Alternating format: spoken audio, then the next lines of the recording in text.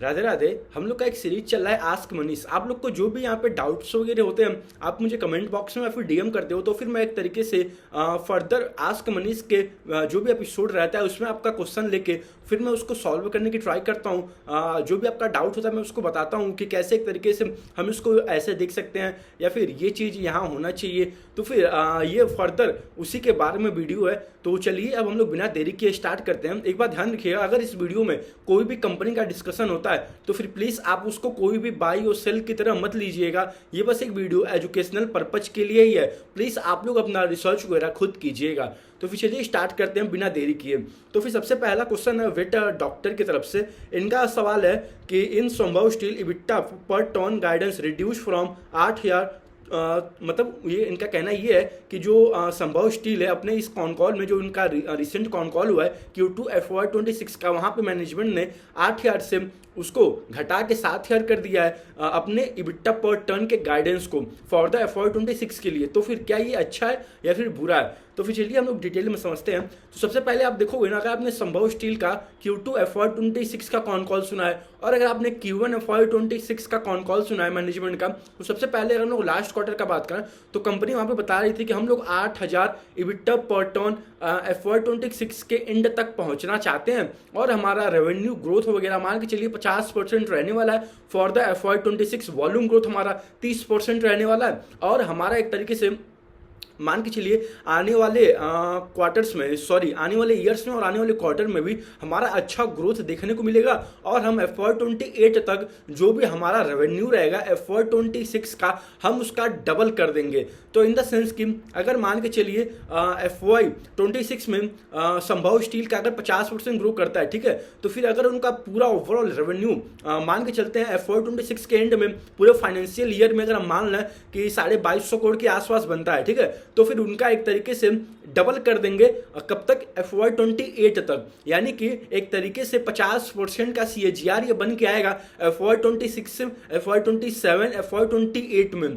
तो आप जाके देखिएगा Q2 का कॉन कॉल में भी कंपनी बता रही है कि हम लोग बड़े आराम से FY28 के एंड तक बड़े आराम से हम लोग एक तरीके से 4500 करोड़ का ओवरऑल अपना टॉप लाइन अचीव कर लेंगे। और एक तरीके से जो उन्होंने इबिट्टा पर टन जो 8,000 से पहले गाइडेंस था उनका FY26 में पहुंचने का, उसको उन्होंने 7,000 किया है। क्यों किया है? क्योंकि वहां पे थोड़ी स्टील प्राइजेस में प्रेशर आ गया है, मतलब प्राइस वगैरह थोड़े फॉल हो गए हैं और एक तरीके से थोड़ा बहुत मान के चलिए डंपिंग वगैरह स्टार्ट हुआ था, लेकिन डंपिंग का तो उतना कुछ इशू नहीं है। क्यों?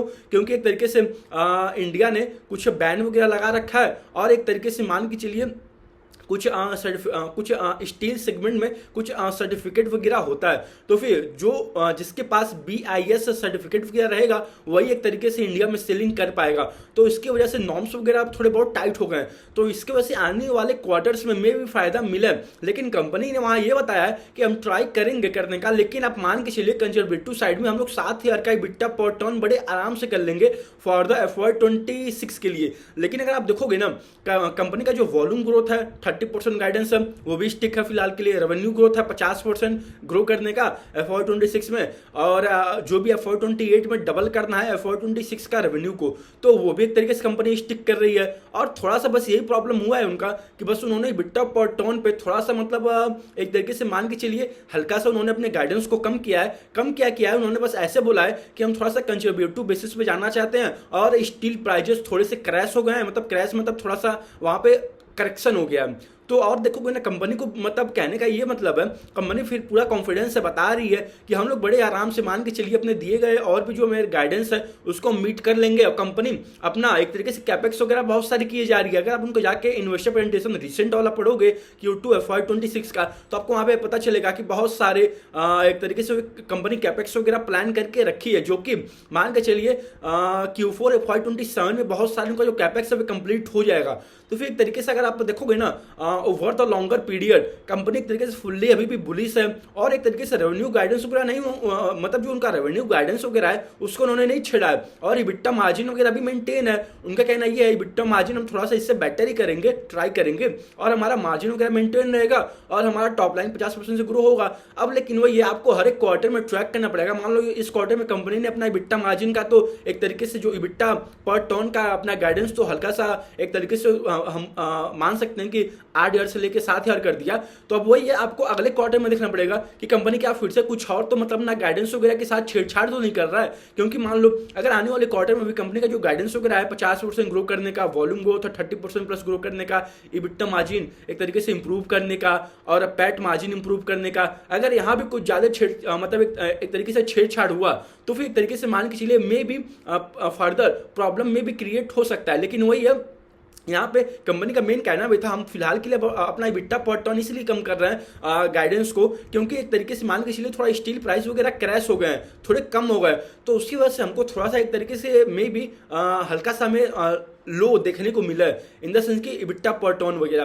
तो फिर एक तरीके से अब आपके ऊपर है, अब आप देखिए कंपनी ने वैसे तो Q1 में भी अच्छा परफॉर्म किया, Q2 में भी अच्छा परफॉर्म किया, और कंपनी आने वाले क्वार्टर में भी फुल्ली कॉन्फिडेंस है और आने वाले फाइनेंशियल ईयर के लिए भी कॉन्फिडेंस है कि हम लोग एक तरीके से अपने रेवेन्यू ग्रोथ को, वॉल्यूम ग्रोथ को मेंटेन रखेंगे और हमारा इबिट्टा मार्जिन वगैरह भी मेंटेन रहेगा। तो फिर एक तरीके से देखोगे ना तो और सब चीजें तो मेंटेन्ड है। अब देखते हैं आने वाले क्वार्टर में क्या कंपनी कुछ और एक तरीके से अपना गाइडेंस वगैरह ऊपर नीचे करती है या फिर नहीं करती है। अगर मान लो आने वाले क्वार्टर में कुछ अपना रेवेन्यू वगैरह का गाइडेंस वगैरह उसको अगर कुछ नीचे वगैरह नहीं करती है ना, तब तो कोई मतलब इतना मान के हम लोग चल सकते हैं कि हमको थोड़ा सा टाइम देना पड़ेगा, देखना पड़ेगा कि क्या Q3 में होता है, क्या एक तरीके से उनका Q4 में आता है रेवेन्यू ग्रोथ वगैरह। तो लेकिन अब वही है, आपको हर एक क्वार्टर में ट्रैक करना पड़ेगा। वही है, अगर आपको मान लो थोड़ा सा भी ऐसा हो रहा है ना कि मतलब नींद नहीं आ रहा है या फिर कुछ ऐसा प्रॉब्लम हो रहा है, तो फिर मैं आपको ये कहूंगा प्लीज आप तब उस जगह जाके आप उस बिजनेस को ट्राई करिए जहां पे आपको ज्यादा थोड़ा सेफ्टी हो और थोड़ा सा एक तरीके से मतलब रात का नींद वगैरह न गायब हो। लेकिन वही है, अब एक तरीके से आप मार्केट में हो तो थोड़ा सा एक तरीके से मान के चलो हर एक बिजनेस में इन्वायरमेंट वगैरह हमेशा चेंज होते रहते हैं। इसलिए मैं आप लोग को कहता हूं प्लीज आप लोग हर एक कंपनी को हर एक क्वार्टर में ट्रैक करो, उसका कॉन कॉल पढ़ो। आपने बहुत अच्छा किया कि आपने इसका कॉन कॉल पढ़ा, आपने एक तरीके से बताया भी कि 8 ईयर से लेकर 7 ईयर उन्होंने अपना इबिट्टा पर टन का गाइडेंस घटा दिया। तो इसीलिए मैं आप लोग को कहता हूं आप लोग हर एक कंपनी को एक तरीके से रीड आउट करो, देखो कि कंपनी क्या फर्दर बता रही है क्या नहीं बता रही है। लेकिन वही है, अगर हम पर्टिकुलरली बस संभव का बात करें ना, अब हमें देखना होगा कि आने वाले क्वार्टर्स में कंपनी किस रेट से परफॉर्म करती है और क्या गाइडेंस के साथ कुछ और छेड़छाड़ करती है या फिर नहीं करती है। तो फिलहाल के लिए अब आपके ऊपर है, आप देखिए कि आपको कैसा एक तरीके से क्या करना चाहिए क्या नहीं करना चाहिए। तो फिर एक तरीके से मैं कुछ भी यहाँ पे आप लोग को बाई और सेल बताने के लिए नहीं बैठा हूं और एक तरीके से ना ही मुझे इन सब चीज़ों में पढ़ना भी है। आप मुझसे बिजनेस का बात करिए, मैं एक तरीके से बहुत खुशी रहेगा मुझे और मैं बिजनेस के बारे में बात करने के लिए पूरा तैयार भी हूं। तो फिर एक तरीके से अब आप देखिए आपको कैसे क्या करना है और क्या नहीं करना है। तो फिलहाल के लिए अब आप देखिएगा कि आने वाले क्वार्टर्स में भी कंपनी किस रेट से परफॉर्म करती है, किस रेट से नहीं परफॉर्म करती है। तो चलिए अब लोग नेक्स्ट क्वेश्चन ले लेते हैं। यहाँ पे नेक्स्ट क्वेश्चन है, ये कहते हैं कि प्लीज अपना नाम मत लीजिएगा, ट्रेंड का एनालिसिस बता दीजिए। तो देखिए ट्रेंड का तो एक तरीके से मैंने मान के चलिए अभी आई थिंक मॉर्निंग में ही मैंने ट्रेंड और बाजार स्टाइल के ऊपर पूरा डिटेल वीडियो वैल्यू फैशन में पीयर टू पीयर कंपेयर करके वहां पे आप लोग को बना रखा है वीडियो। तो प्लीज आप लोग जाके उसको वॉच करिए, देखिए वहां पे मैंने अच्छे तरीके से समझा रखा है। अगर थोड़ा सा हम लोग बात भी करना ट्रेंड का, तो वहां पर आप देखोगे ना इनका जो ग्रोथ एक तरीके से 50-60% का आता था हर एक क्वार्टर में, अब एक तरीके से मान के चलिए वे ग्रोथ इंजन आ गया है मतलब 15% 16% के अराउंड। अब एक तरीके से अब आप ये देखेंगे या फिर उस समय आप एक तरीके से ये देखेंगे कि मतलब अब एक तरीके से पी रेशियो कम हो रहा है as compare to the last 2 साल में, और या फिर प्राइस वगैरह कम हो रहा है। तो प्लीज आप वैसे मत देखिए, आप ये देखिए कि बिजनेस का परफॉर्मेंस क्या है, यानी कि बिजनेस अपने हर एक क्वार्टर में किस रेट से लास्ट ईयर के सेम क्वार्टर से कंपेयर करने में किस रेट से ग्रो कर रही है। तो फिलहाल के लिए अगर हम बात करें ना, तो फिर ट्रेंड का जो गाड़ी एक तरीके से मान के चलिए 50-60% से हर एक क्वार्टर में ईयर ऑन ईयर लेवल पे ग्रो करता था, वे अब वही सेम ट्रेंड एक तरीके से मान के चलिए हार्डली मैं बता रहा हूं, अब उनका 15-20% का हार्डली ग्रोथ रह गया है उनके टॉप लाइन में भी और उनका प्रॉफिट आफ्टर टैक्स में भी। तो अब वे देखिए आपके ऊपर है, आप समझिए। और मैं वही कहूंगा कि आप प्लीज हर एक कंपनी को ट्रैक करो, पीयर टू पीयर कंपेयर करो, और ज्यादा एक तरीके से और डिटेल में जानने के लिए मैंने आज मॉर्निंग में ट्रेंड के ऊपर वीडियो बना रखा है। प्लीज आप जाकर उसको वॉच करो ताकि आप लोग को और बेटर अंडरस्टैंडिंग मिल पाए। तो चलिए अब हम लोग नेक्स्ट क्वेश्चन ले लेते हैं। नेक्स्ट क्वेश्चन है ईश्वर जी का, तो इनका क्वेश्चन लेने से पहले 1 सेकेंड।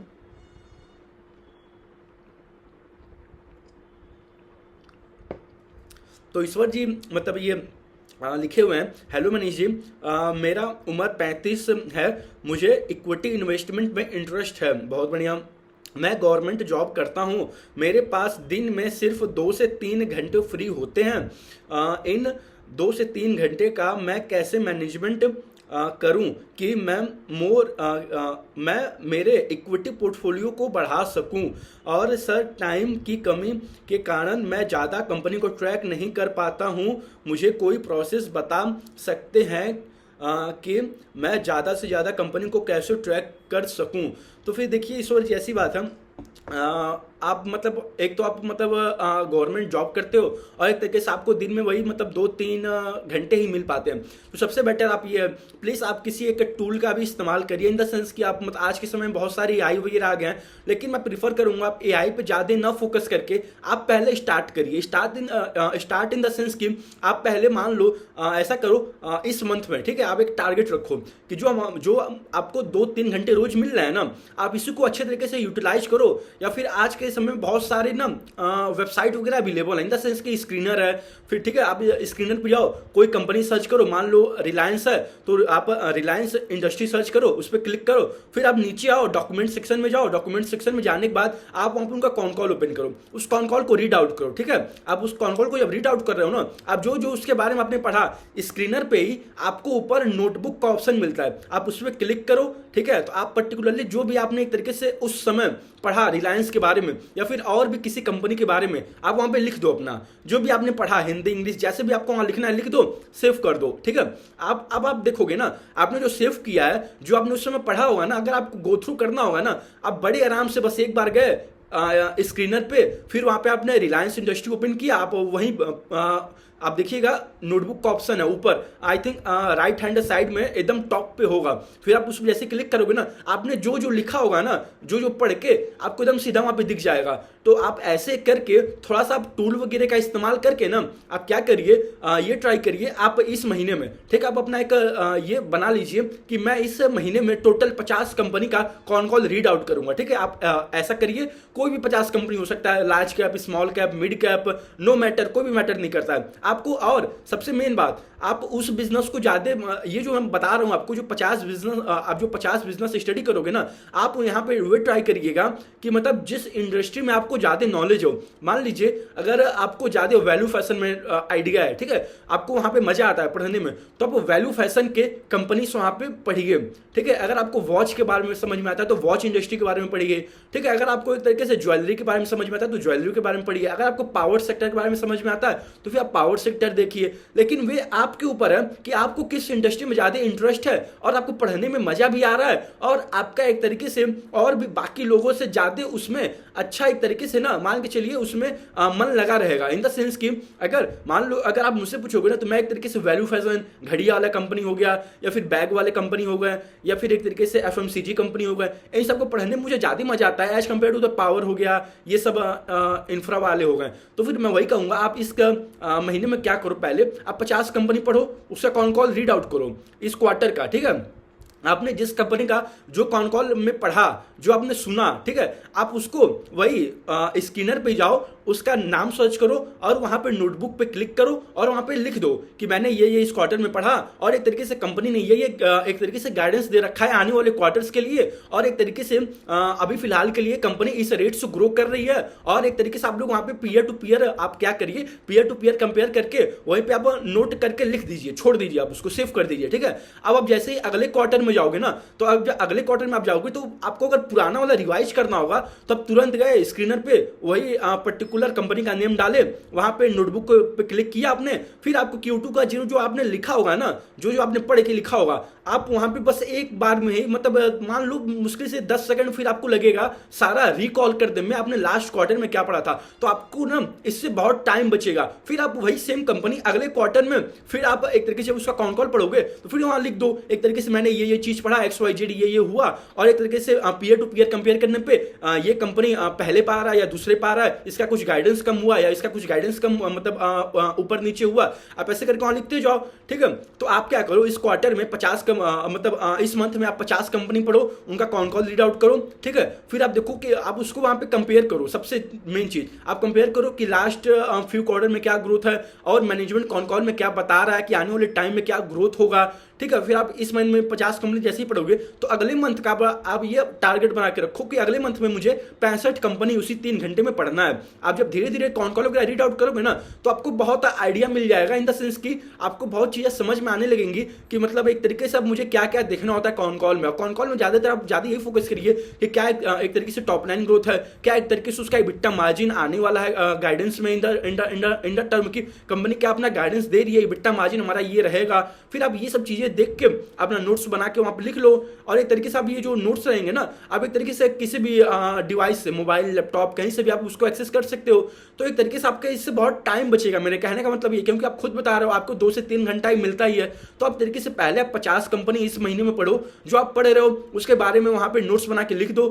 एक तरीके से वे आपका नोट्स वगैरह कहीं गायब भी नहीं होगा, और एक तरीके से आपको हेडक भी नहीं रहेगा, इन द सेंस की आप मतलब तुरंत रिकॉल कर लोगे चुटकी बजा के कि मैंने इस मंथ में इस क्वार्टर में इस कंपनी के बारे में ये पढ़ा था। फिर आप उसको एक तरीके से पीयर टू पीयर कंपेयर करते जाओ स्लोली। अगर आप थोड़ा सा मैनेज आउट करोगे ना तो ये 2-3 घंटे में भी आप बड़े आराम से देखिएगा 3 से 4 महीने में ही ना आप, मैं सही बता रहा हूँ, आप हर एक क्वार्टर में 150-200 कंपनी ट्रैक करना मतलब नॉट कोई मतलब बहुत बड़ी चीज नहीं रहेगी। आप अगर 200-300 कंपनी ट्रैक करोगे ना हर एक क्वार्टर में, ठीक है, और एक तरीके से आप थोड़ा सा टूल वगैरह का इस्तेमाल कर लो, जो भी एक तरीके से AI टूल वगैरह थोड़ा आता है, और भी एक तरीके से ताकि आप कॉन कॉल को थोड़ा सा मान के चलो उसका समरी वगैरह मिल जाए उससे, तो आप उस सब का यूज कर सकते हो। लेकिन वो ये at the end of the day आपको जिस कंपनी में ज्यादा इंटरेस्ट है आप उसका कॉन कॉल पूरा एक तरीके से ट्रांसक्रिप्ट पूरे अच्छे तरीके से स्टार्टिंग से लेके एंड तक पढ़िए, जो आपने पढ़ा उसके बारे में लिख दीजिए, ताकि आपको दोबारा फिर से वही सेम क्वार्टर का सेम कॉन कॉल दोबारा न रीड आउट करना पड़े।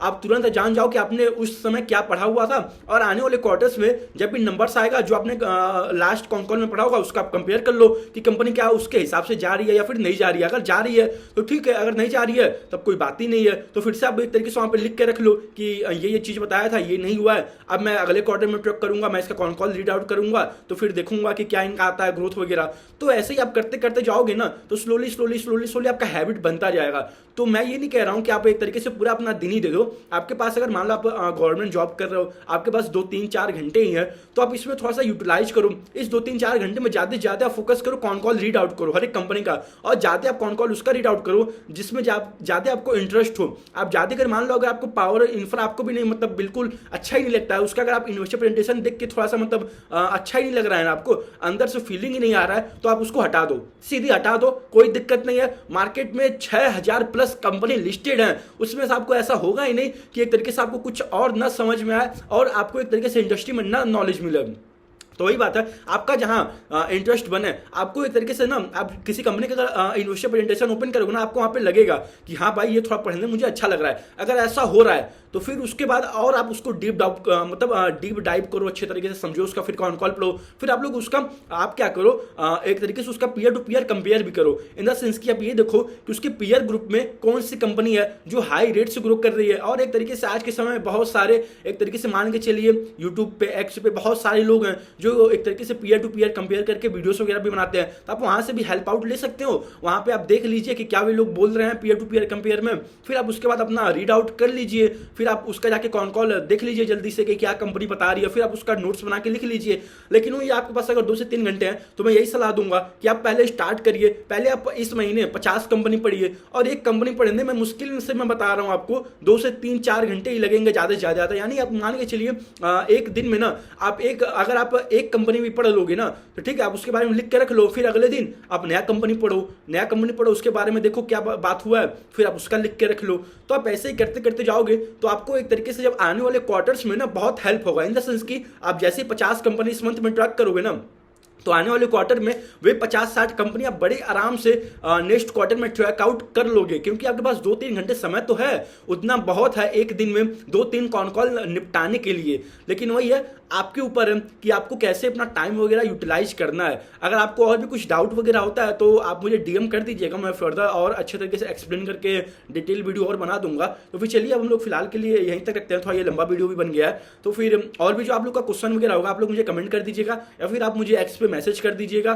फिर मैं आप लोग का आस्क मनीष के सेगमेंट में आने वाले वीडियोस में आपका एक तरीके से उसको डाउट क्लियर करने की ट्राई करूंगा। तो फिर चलिए अब हम लोग इस वीडियो को यहीं तक रखते हैं। हम एक बात ध्यान रखिएगा, इस वीडियो में बात किया गया कोई भी कंपनी, कोई भी बाय और सेल रिकमेंडेशन बिल्कुल भी नहीं है। प्लीज आप लोग अपना रिसर्च वगैरह खुद कीजिएगा। ये सारे के सारे वीडियो एजुकेशनल पर्पज के लिए ही है। राधे राधे।